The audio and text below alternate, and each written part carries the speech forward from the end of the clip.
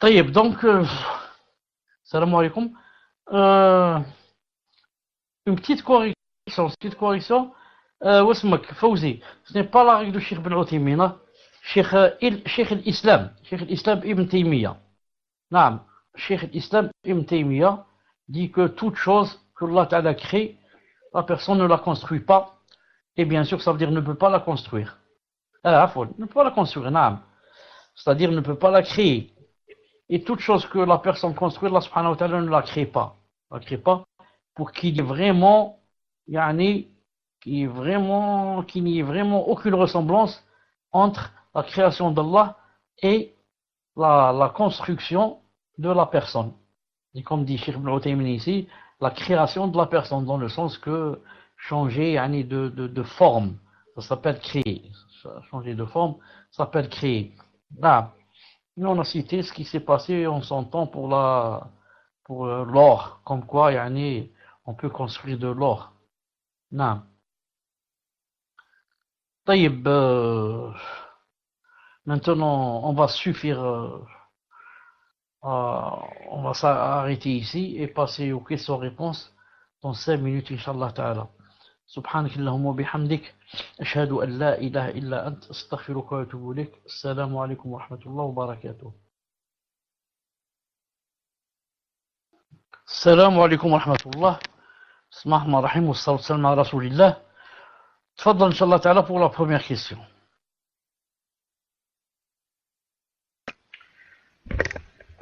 Salam alaikum wa rahmatullahi wa barakatuh, Sheikhana.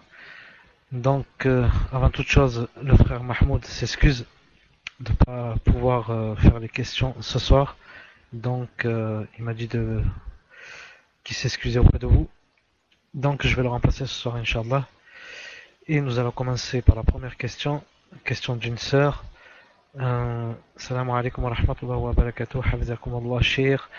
Comment accorder l'exclusivité à Allah dans nos cœurs? Par quelle cause pouvons-nous atteindre ce stade? Il a fabriqué de l'or. Non, je pense. Tafadal ya Cheikh.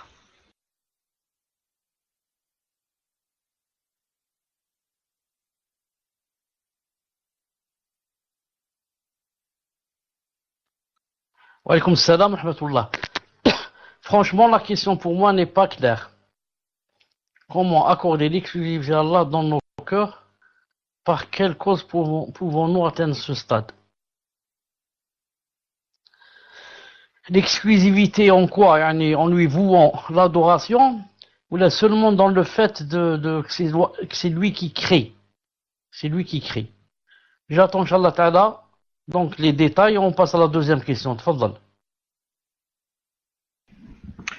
Naam, donc on demande à la sœur de contacter la sœur contacte sœur, Inch'Allah, et on passe à la deuxième question.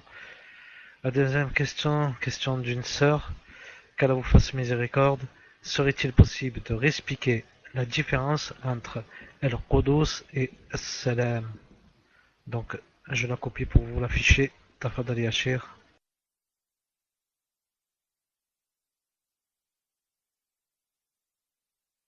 Naam, Quddus et Salam, il n'y a pas une grande différence, dit Cheikh Ben Uthaymin. Il n'y a pas une grande différence. Car le Quddus, il a dit seulement que Salam c'est plus restreint. Car le Quddus, ça veut dire que c'est lui, donc le pur. Naam. Et Salam, c'est impossible qu'on lui attribue un défaut. Donc il a dit que c'est akhas, Salam c'est akhas min Quddus. Quddus c'est plus général, pur en général. Et Salam c'est aucune imperfection ne peut l'atteindre.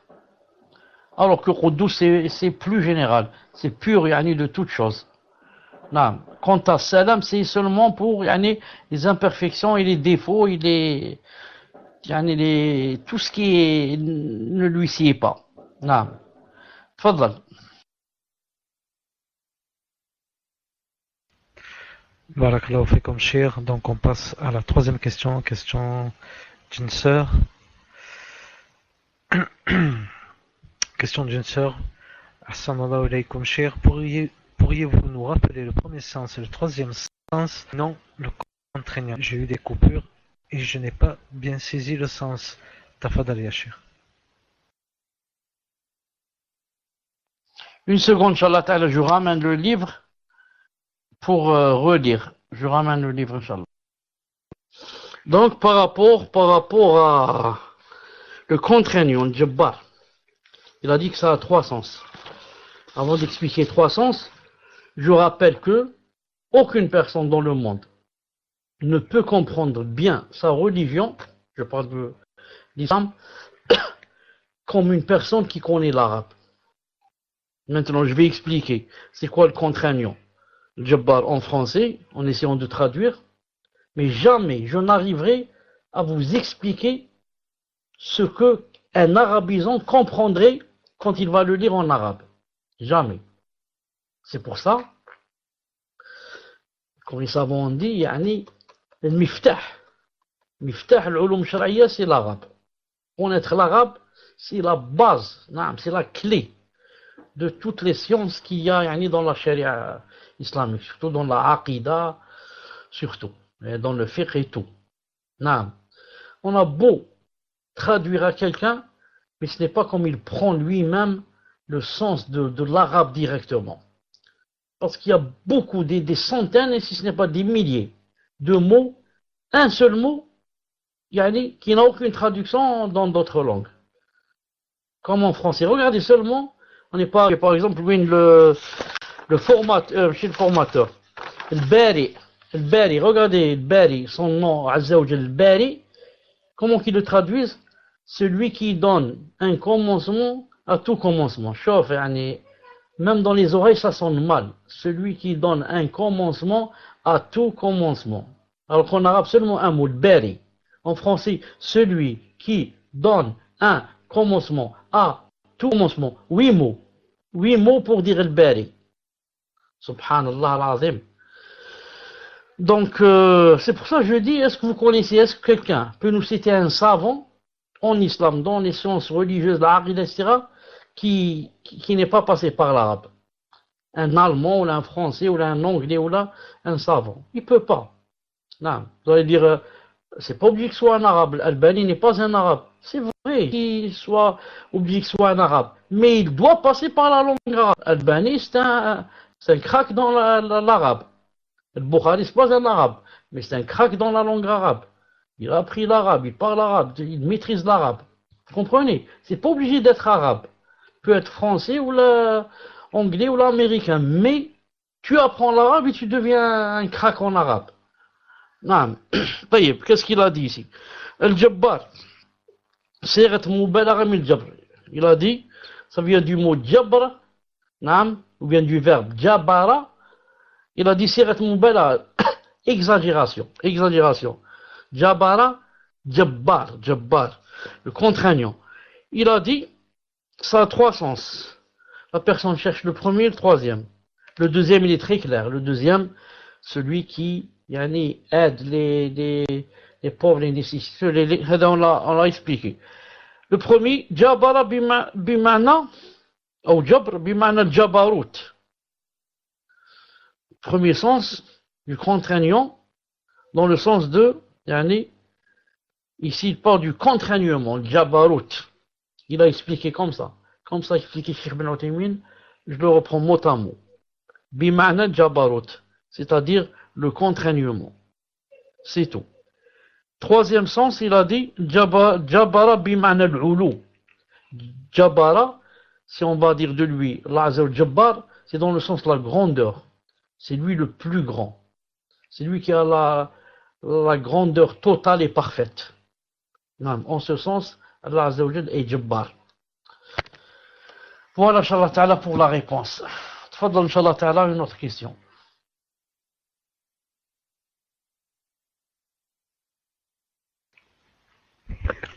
Donc, on a des nouvelles de la sœur. La sœur a reformulé la première question. Comment faire pour qu'il n'y ait rien d'autre qu'Allah dans notre cœur et quelles sont les causes? Tafadal Yashir. La phrase pour qu'il n'y ait rien d'autre qu'Allah dans notre cœur, c'est un peu mal interprété. Allah Azza wa Jal, c'est pas lui qui est dans notre cœur. Allah Azza wa Jal est au-dessus du trône. Naam. Il est dans l'élévation la plus parfaite. Bien sûr, moi je comprends ce que veut dire la sœur. La sœur ne veut pas dire qu'Allah Ta'ala a quitté le trône et est descendu, il est dans nos cœurs. Mais je veux dire que on doit apprendre à employer les mots religieux qu'il faut.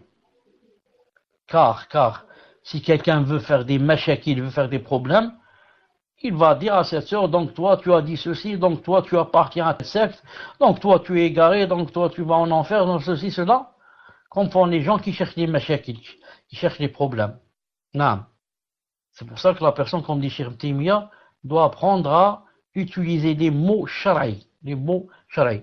Donc la personne dit, je reprends sa question, non, comment faire pour que il n'y ait dans nos cœurs que le fait de penser à comment ravir Allah subhanahu wa ta'ala, comment avoir l'agrément de notre Seigneur, comment se rapprocher de lui, comment ne faire que ce qui lui plaît à Zawajal, et comme ça. Je dis, la personne doit faire, pour atteindre ce stade, elle doit faire beaucoup d'efforts. Beaucoup d'efforts. Ce n'est pas comme ça, en dormant et en passant son temps dans l'éviter, qu'on arrive à ressentir ce que cherche notre sœur Fidla. Mais c'est premièrement en commençant à apprendre son din, à apprendre la harida, à connaître Allah Azza wa Jalla avec ses noms, ses attributs, à savoir que Allah subhanahu wa ta'ala veut de nous que du matin au soir on ne fasse que ce qui lui plaît, qu'on s'éloigne de tout ce qui lui est Allah Azza wa Jalla n'aime pas. C'est pour cela que pour que la personne ressente ces choses dans son cœur, il faudrait qu'elle soit loin de ce qui est une entrave et barrière entre elle et Allah subhanahu wa ta'ala. Les futilités, la télévision, la musique, la mauvaise compagnie, naam, passer le temps dans des choses qui nuisent. C'est pas seulement qui ne servent à rien, mais qui nuisent et font mal pour notre au-delà. Passer des heures et des heures dans le vide, sans lire le Coran, sans essayer de chercher comprendre des hadiths, sans apprendre la religion, sans être en bonne compagnie. Passer des heures et des heures en mauvaise compagnie, seulement entendre des choses qui font plus de mal que de bien. Passer des heures et des heures, des journées et des journées à ne rien apprendre. Qu'est-ce que tu as appris aujourd'hui? Depuis que tu t'es levé le matin jusqu'à maintenant, qu'est-ce que tu as appris? Je n'ai rien appris. Rien. Aucun verset, aucun hadith, aucun tafsir, aucune sunna, rien. Rien dans la aqidah, rien dans la sira, rien. Subhanallah. Même pas je me suis assis aujourd'hui avec quelqu'un qui m'a, c'est pas, il m'a appris quelque chose de nouveau, mais il m'a fait, il m'a fait souvenir une chose seulement de bien, que je connaissais, que j'ai oublié. Même pas ça. Je ne demande pas qu'il m'apprenne du nouveau. Mais au moins qu'on parle de l'ancien, mais dhikra. Dhikr, fa'inna dhikra tanfa'ul mu'minin. Rien. Passer la journée dans le vide, si seulement.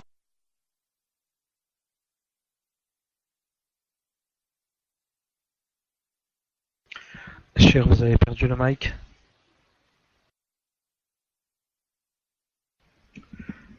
Donc pour les personnes qui nous écoutent via la radio, le Cheikh a une déconnexion et on attend qu'il se reconnecte. Inch'Allah.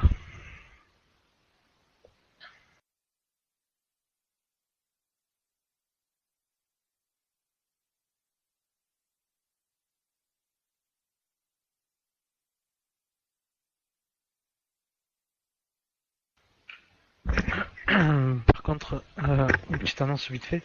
S'il y a des personnes qui ont enregistré le cours depuis son début, Inch'Allah, s'ils peuvent me contacter, je mets l'adresse mail sur le salon, car j'aurai besoin de l'audio. Barakallahu fikum. Si une personne a enregistré l'audio, si la personne peut me l'envoyer, ce serait très gentil de sa part. Barakallahu fikum.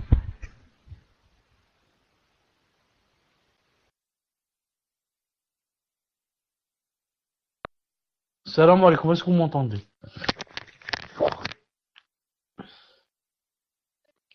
Fait saute. Alhamdoulilah. Donc je résume en 2 mots. Si la personne veut sentir ce qu'elle a demandé dans son cœur, je résume en disant alors, Muslim, alhamdoulilah, Allah ibarak. Donc je dis, est-ce que c'est le frère musulman d'autrefois? Non. Allah ibarak. Marhaban bik, hayyak Allah. Ah, c'est lui. Taïb. N'oubliez pas de lui donner le code pour qu'il rentre avec nous en admin. Donc je disais, si quelqu'un, yani, veut qu'il ressente ce qu'on a dit tout à l'heure dans son cœur, qu'est-ce qu'il essaye de faire? Seulement qu'il essaye de vouer le maximum de son temps à Allah Azza wa Jal. Maximum de son temps à Allah Azza wa Jal. En faisant le dhikr, en apprenant la science, en essayant d'avancer, et vous verrez ce qu'il va ressentir dans son cœur, bi'idlina subhanahu wa ta'ala. C'est pour ça que Allah subhanahu wa ta'ala dit وَالذَّاكِرِينَ اللَّهَ كَثِيرًا وَالذَّاكِرَاتِ. Quand il dit dans le verset, je vais voir ici. Attendez, je vais me connecter dans le programme une seconde. Regardez par exemple le verset là. إن المسلمين والمسلمات والمؤمنين والمؤمنات والقانتين والقانتات والصادقين والصادقات والصابرين والصابرات والخاشعين والخاشعات والمتصدقين والمتصدقات والصائمين والصائمات والحافظين فروجهم والحافظات le témoin du cours والذاكرين الله كثيرا والذاكرات ceux-là نعم الذاكرين الله كثيرا والذاكرات les musulmans et musulmanes, les croyants et croyantes, obéissants et obéissantes, loyaux et loyales, endurants et endurantes, craignants et craignantes, donneurs et donneuses d'aumône, jeûnants et jeûnantes, gardiens de leur chasteté, gardiens, invocateurs, souvent Allah Azza wa Jalla, beaucoup, et invocatrices. Allah a préparé pour eux un jardin, une énorme récompense. Donc, la personne essaye de prendre quelques attributs de ceux-là, et surtout lorsqu'il a dit invocateur, beaucoup d'Allah subhanahu wa ta'ala, invocatrice. Là, la personne ressentira dans son cœur beaucoup de choses. Mais si la personne, comme on dit, s'en fiche totalement, et à la dernière minute, elle fait sa prière et elle dit, voilà, j'ai fait le maximum, elle n'a rien fait. La prière, certes, c'est un rukn, mais comparé à ce qu'elle veut, il lui manque beaucoup de choses. Elle n'a même pas la nafila. Cette personne n'a même pas la nafila. Elle ne fait même pas les 12 rak'at de la journée. Elle ne fait pas peut-être salat al-duha. Peut-être elle n'a pas la prière de la nuit, comme nous on ne l'a pas par exemple. On n'a pas le jeûne surérogatoire, on n'a pas l'aumône surérogatoire. Et elle veut ressentir. Elle ne peut pas ressentir. Il faut qu'elle fasse des efforts pour que Allah subhanahu wa ta'ala lui fasse ressentir en contrepartie. Tfaddal.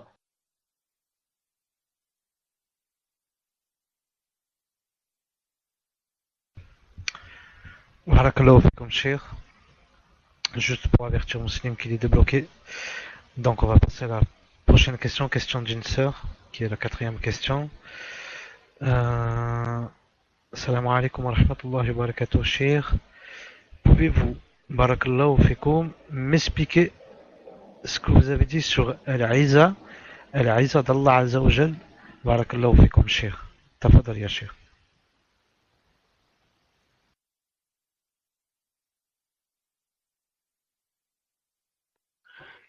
J'avais dit que d'après Cheikh Ibn Uthaymin, l'Iza de Allah Azza wa Jal se divisait en 3.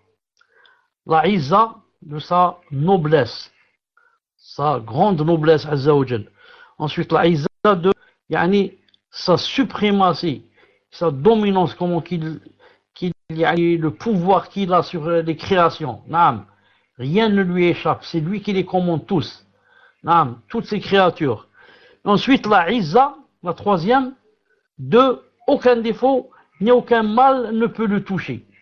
Il ne peut être décrit par aucun mal ou là une maladie, ou l'imperfection ou le défaut.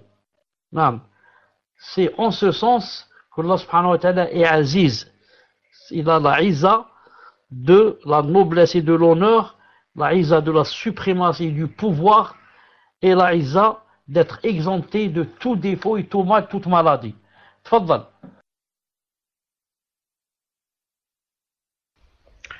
Barakallahu fikum, Cheikh. On passe à la 5e question. Question d'une sœur. Pourrais-je avoir plus de détails concernant les noms d'Allah comme Al-Jabbar, Al-Mutakabbir? En quoi sont-ils valorisants pour Allah Azzawajal? Je ne comprends pas le sens positif de ce nom. Tafadal ya Cheikh. Répète la question, t'éloignant un peu du micro. Pourrais-je avoir plus de détails concernant les noms de l'Azari comme le Jabbar, le Mutakabbir? En quoi sont-ils valorisants pour Allah? Je ne comprends pas le sens positif de ces noms. Ne peut pas comprendre le sens positif de ces noms si la personne a dans son cœur le sens négatif de ces noms lorsque on les affilie à des personnes. Lorsqu'on dit d'une personne Jabbar, ça veut dire l'injuste, le tyran. Ou en disant d'une personne Mutakabbir, l'orgueilleux, Mutakabbir. Je lui dis salam, il ne me répond pas. Je lui dis salam, il fait semblant de ne pas m'entendre. Il m'entend dans la rue, il change de trottoir, Mutakabbir. En parlant des personnes, avec le sens négatif, ça c'est une chose. Maintenant, par rapport à Allah, c'est tout à fait le contraire. Al-Jabbar Azzawajal, ça veut dire, dans les trois sens qu'on a cités. Dans les trois sens qu'on a cités. Je reprends ici les trois sens du livre. Donc, où est-ce qu'il a dit ici? Jabbar, une seconde, je cherche le Jabbar. Il a dit, Jabbar, dans le premier sens du contraignement. Et Jabbar, dans le deuxième sens, c'est-à-dire que quand quelqu'un est malade, quand quelqu'un souffre, quand quelqu'un, Allah Azza wa Jal, c'est lui qui l'aide. C'est lui qui l'aide. C'est comme quelqu'un, comme on a dit tout à l'heure, qui se casse le bras et va à l'hôpital, on lui met le plâtre. Allah Azza wa Jal fait descendre dans les cœurs des gens qui ont des soucis. Bien sûr, je parle des pieux. Les gens qui ont des malheurs, les gens qui ont des épreuves. Allah Ta'ala fait descendre des choses dans leur cœur. Dans ce sens, il est contraignant. Et les Jabbar aussi dans le sens de, il a la grandeur parfaite. Il a la grandeur parfaite, la grandeur qui lui convient, la grandeur qui lui sied. Même si en parlant d'une personne, on dit qu'elle est, masha'Allah, elle est noble, elle ne peut jamais avoir la grandeur d'Allah subhanahu wa ta'ala. تفضل.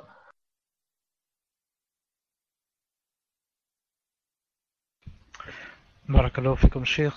Donc, on passe à la 7e question. Non. À la 6e question, en fait, c'est la 6e celle-là.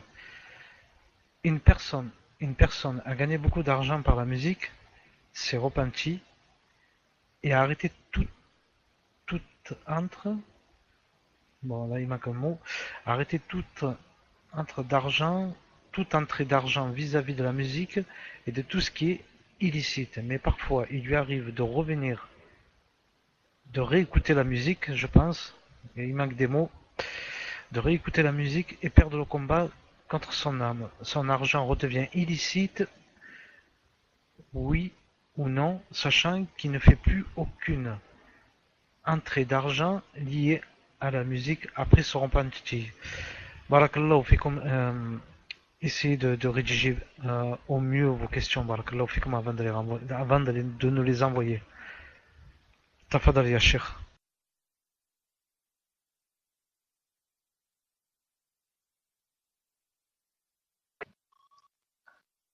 Le R qu'il y a dans la question, parce que j'ai pas entendu quand tu disais, j'ai pas entendu le R qu'il y a ici, mais parfois il lui arrive de R de la musique. Est-ce que ça veut dire de réécouter? Est-ce que ça veut dire de réécouter? Confirmez-moi si c'est ça.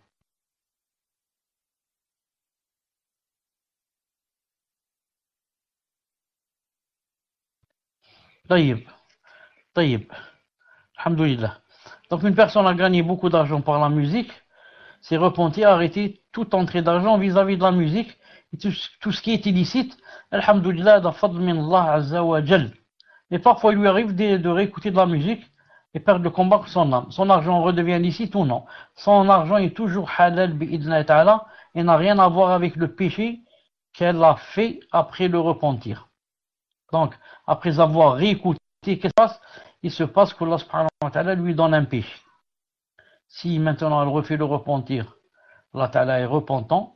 Si maintenant elle reste comme ça, c'est entre elle et son combat contre le shaitan.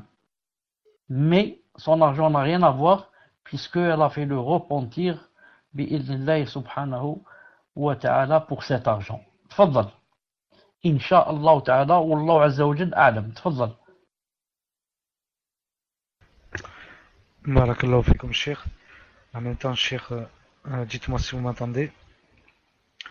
Donc, on passe à la septième question. Attendez, à la septième question. Question d'un frère. Une personne pense avoir commis un annulatif de l'islam il y a de ça quelque temps. Et depuis, il a pris connaissance de cette erreur. Il pleure beaucoup et a refait la shahada. Mais il a peur qu'Allah ne lui pardonne pas et n'accepte pas sa shahada dans la salat. Il pleure beaucoup jusqu'à même que ses voisins peuvent entendre ses pleurs parfois. Quand il fait du dhikr, il pleure, il regrette énormément et a très peur de cela. Quel est votre conseil car il craint l'hypocrisie et ne pas être agréé par Allah. Barakallahu fikum, tafadal ya Cheikh. En fait, beaucoup de gens, surtout les nouveaux, surtout ceux qui sont nouveaux dans la religion, ils ont cette foi, cette grande foi qui leur fait peur à ce point et ont aussi ce manque de science aussi, qui fait que Shaitan veut leur faire croire que ça y est, ils ont tout perdu et que Allah Ta'ala ne va pas accepter le repentir et que c'est l'enfer éternel qui les attend et que c'est terminé pour eux et beaucoup d'autres en faisant certains péchés croient qu'ils sont hypocrites. Ils disent pour moi je suis devenu hypocrite, j'ai peur pour mon cas, etc. C'est bien d'avoir peur, mais attention d'avoir peur au point de ne plus avoir confiance en Allah subhanahu wa ta'ala et de penser de lui du mal et de penser qu'il n'accepte pas et qu'il a fermé toutes ses portes, etc. Alors, tout le monde sait que le prophète a dit dans un hadith sahih que la tauba efface ce qui l'a précédé, comme l'islam efface aussi le kufr qui l'a précédé. La tauba aussi efface tous les péchés, aussi grands qu'ils soient, qui l'ont précédé, si la tauba a rempli les conditions et que la personne est sincère, a délaissé la chose et a dans son cœur de n'y plus revenir, et il a fait la tauba dans le moment voulu, c'est-à-dire pas quand la mort est venue, ou bien que les grands signes soient arrivés, mais bien avant. Donc, alhamdoulilah, si la personne a rempli les conditions, elle a peur, etc., c'est bien, mais avoir peur au point de dire tout est fermé pour moi, et que là, ce que je fais, c'est dans le vide, je suis devenu hypocrite ou kafir, c'est pas bien comme ça. Il faut toujours penser du bien d'Allah subhanahu wa ta'ala et invoquer aussi les textes, les hadiths et les versets qui disent que Allah subhanahu wa ta'ala est pardonneur, Allah subhanahu wa ta'ala